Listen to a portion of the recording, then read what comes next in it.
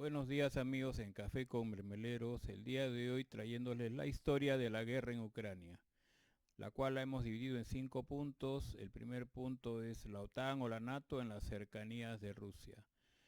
Vamos a comenzar con un video en el cual el historiador César Vidal nos da algunos detalles sobre estas cercanías de la OTAN hacia Rusia. O se sembraron las primeras semillas cuando Estados Unidos, al caer el muro de Berlín en el año 1990, promete a Mikhail Gorbachev, que entonces era el secretario general del Partido Comunista de la Unión Soviética, que la OTAN, la organización del Tratado del Atlántico Norte, no se va a extender ni una pulgada hacia el este, es decir, en dirección a Rusia, si la Unión Soviética no pone problemas a la unificación de Alemania. Y efectivamente, Gorbachev acepta el trato, permite que Alemania se reunifique después de la caída del muro de Berlín y espera que la OTAN no se va a extender hacia el este. En el año 1991, al año siguiente, cae la Unión Soviética, hay un proceso político de intentar llevar a Rusia hacia la democracia y es elegido como presidente Boris Yeltsin. Y a Boris Yeltsin, Estados Unidos y la OTAN también le prometen que las fronteras de la OTAN no van a desplazarse ni una pulgada hacia el este. Estas promesas fueron quebrantadas. A mediados de los años 90, Estados Unidos integra una serie de países dentro de la OTAN. Rusia protestó, pero no le sirvió absolutamente de nada. En el año 2001 llega al poder Vladimir Putin en una situación de terrible malestar económico, en una Rusia que había perdido el 30% de su territorio y el 40% de la riqueza nacional y que había tenido en la década anterior, en la década de los 90, 8 millones de muertos, 8 millones solo por la quiebra del sistema asistencial. De pronto enfermos, ancianos, huérfanos, no se les pudo atender y eso le costó a Rusia 8 millones de muertos. Y en ese momento Putin intenta llevarse bien con Occidente inicialmente, pide incluso la entrada en la OTAN, se la niegan y, por si esto fuera poco, pues a inicios del siglo XXI ingresan en la OTAN más naciones que van acercando la frontera de la OTAN hacia la frontera rusa. Como lo describió César Vidal, acá estamos viendo de que Estados Unidos y la OTAN engañan a Rusia adhiriendo a la OTAN nuevos países. Vamos a ver qué países han sido con este segundo video. Gorbachev, el último presidente de la Unión Soviética, anunciando pizzas de una multinacional. De aquellas humillaciones, pues estas guerras. Tras la caída de la URSS, Estados Unidos extendió la OTAN hacia el este y promovió las llamadas revoluciones de colores. Es espeluznante ver el mapa de esa aproximación hacia Moscú de la organización del Tratado del Atlántico Norte. Lo de las revoluciones de colores es claro, se trata de fomentar la independencia de cualquier territorio de Rusia con la excusa de que reclamaban derechos humanos. Y los derechos...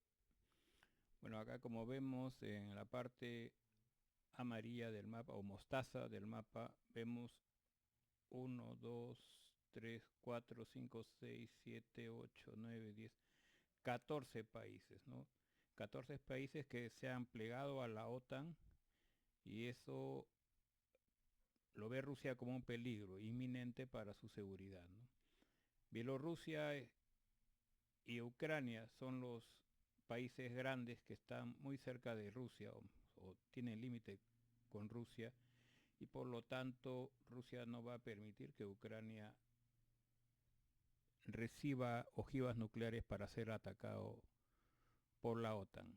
Entonces ese es el peligro y el riesgo de la guerra. Bueno, vamos a continuar. El punto 2 es el golpe de Estado en Ucrania en febrero de 2014. Vamos a ver ese video en un momento. Hubo un golpe de Estado en el 2014 en Ucrania y entraron los nacionalistas. Vamos a ver cómo fue eso en este video. El presidente de Ucrania, Víctor Yanukovych, denunció este sábado un golpe de Estado y se rehusó a dimitir. Esto poco después de 2 golpes mortales anunciados este sábado por la oposición. El primero fue la votación de una resolución del Parlamento para liberar inmediatamente a Yulia Timoshenko, férrea adversaria del mandatario y líder de la Revolución Naranja Prooccidental de 2004.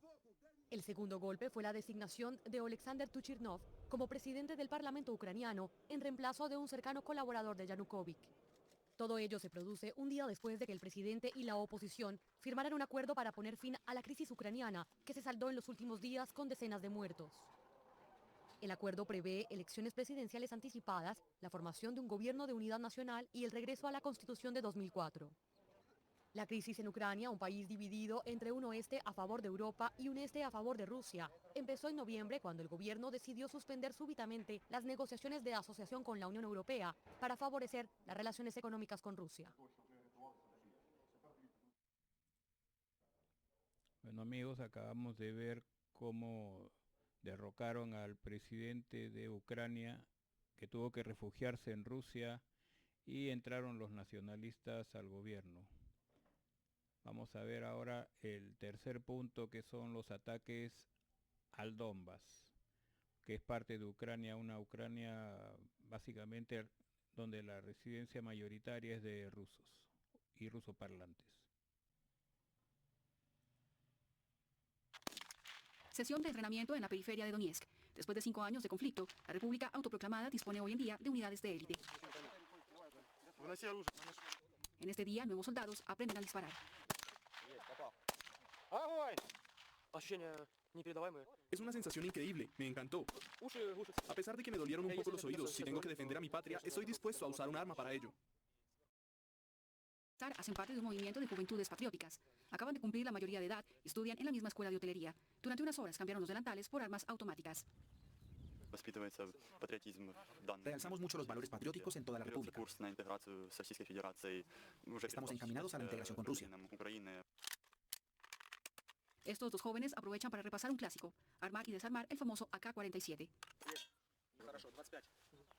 25 segundos, perfecto. El Kalashnikov, el pueblo ruso lo tiene en la sangre. Apenas un niño empieza a hablar, puede reconocer un Kalashnikov.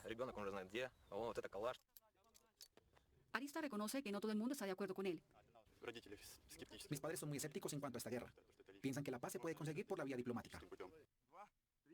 Sin embargo, todos los acuerdos de paz se incumplieron hasta ahora. Desde 2014, cerca de 13.000 personas perdieron la vida en el conflicto del Donbass y 2 repúblicas separatistas nacieron con el apoyo de Moscú. El aeropuerto de Donetsk fue uno de los lugares más peleados durante el conflicto, hasta que lo tomaron los separatistas en 2015.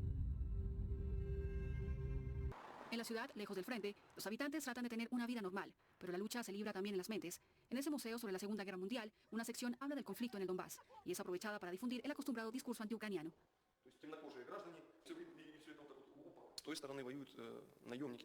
Al otro lado, los que luchan son mercenarios. Vinieron por el dinero. La mayoría de ellos son nacionalistas. Defienden los principios hitlerianos y la ideología nazi. Ahora vamos a ver el cuarto punto, que es el nazismo ucraniano de bandera.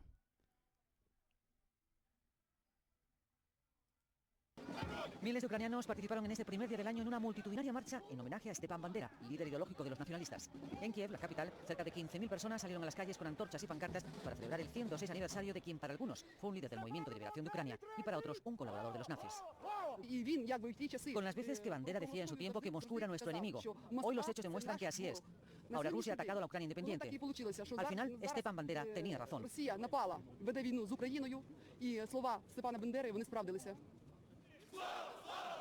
Como cada año desde 2006, el partido Svoboda realiza el desfile en el día de Año Nuevo en su memoria y para difundir su ideología, un país independiente donde los ucranianos sean dueños de su patria. Bueno, acá hay que resaltar que este nazismo, el 2015 o 2014, con 2.000 o 15.000 personas, indica que en 7 años tranquilamente ese número ha subido. No nos olvidemos también de que no solamente hay en el Donbass el problema con los separatistas rusos, sino también que hay territorios que Polonia también considera que son suyos y asimismo Ucrania también tiene o genera problemas a ciudadanos húngaros en el oeste de Ucrania. Entonces es un poco complicada el nazismo que tiene Ucrania con la gente que lo gobierna, como Zelensky. Bueno, y el quinto punto es Zelensky y la guerra. Vamos a ver eso en un momento. Nuevamente vamos a tener al historiador César Vidal hablando sobre Zelensky y la guerra. las matanzas que las tropas ucranianas perpetraban contra esos civiles de esas dos zonas de Ucrania, se firmaron unos acuerdos con cobertura internacional que son los acuerdos de Minsk, en los cuales Ucrania se comprometía, el gobierno ucraniano, a dejar de bombardear a esta pobre gente y a dejarlos utilizar el ruso en la educación, que era una de las pocas cosas que pedían. Es decir, déjenos usted utilizar en la escuela el ruso, no quiera imponernos el ucraniano, que a fin de cuentas lingüísticamente es un dialecto campesino del ruso, o sea, no es una lengua diferenciada. Estos acuerdos de Minsk, en estos 8 años, según la Organización para la Seguridad y la Cooperación Europea, el gobierno ucraniano los ha violado más de 11.000 veces. Se dice pronto. Cuando se produce la situación tensa de, bueno, Ucrania que no sueñe con entrar en la OTAN, que no sueñe con tener armamento nuclear, que no lo vamos a tolerar, y aquí se produce todo un juego diplomático en el cual Estados Unidos no consigue unir a todos los aliados europeos, porque muchos de los aliados europeos no quieren ir ni a la confrontación con Rusia y mucho menos a una confrontación para salvar a Ucrania, que es muy corrompida y que tiene un presidente que se llama Zelensky, que ha cerrado cadenas de televisión, ha encarcelado al jefe de la oposición que tenía hace más de un año, expropia a los adversarios de su gobierno, etcétera, cosa que también no suelen contarnos a este lado del mundo. Bueno, hay un momento en que Zelensky duda entre si tengo que llegar a algún tipo de acuerdo con Rusia y cumplir los acuerdos de Minsk, o me puedo permitir ir más allá y empiezo a bombardear de nuevo a las repúblicas de Donetsk y de Lugansk. Las repúblicas se declaran independientes, piden la entrada en la Federación Rusa, piden que Rusia inicialmente las reconozca su independencia, Rusia reconoce la independencia, Ucrania las bombardea y en un momento determinado pues Putin reúne al Consejo de Estado, que fue la primera vez en que yo pensé que podía haber una invasión, es decir, yo pensé que realmente la intervención militar podía no producirse y iba a prevalecer la diplomacia. En el momento en el que Putin reúne al Consejo de Estado, yo estuve viendo ese Consejo de Estado en ruso, en directo, en televisión, cuando lo vi dije, bueno, aquí las posibilidades de que haya una intervención armada aumentan y efectivamente a las pocas horas Putin anuncia que va a entrar en Ucrania, que no va a ocupar Ucrania, pero que desde luego va a hacer una limpia y no va a permitir en absoluto que se produzca la entrada de Ucrania en la NATO y el hecho de que coloquen armamento nuclear en su suelo. De manera que hemos llegado aquí, resumiendo mucho, porque se ha sumado primero por un... Bueno, muy clara la explicación de César Vidal sobre la actuación de Zelensky, Estados Unidos y la OTAN, generando problemas en Europa, y lamentablemente esto es así, ¿no? Esperemos de que esta conflagración no se amplíe a más ciudades, más países, sobre todo países, y que no se genere la tercera guerra mundial, que sería muy lamentable. Bueno, eso es todo, amigos. Hasta la próxima.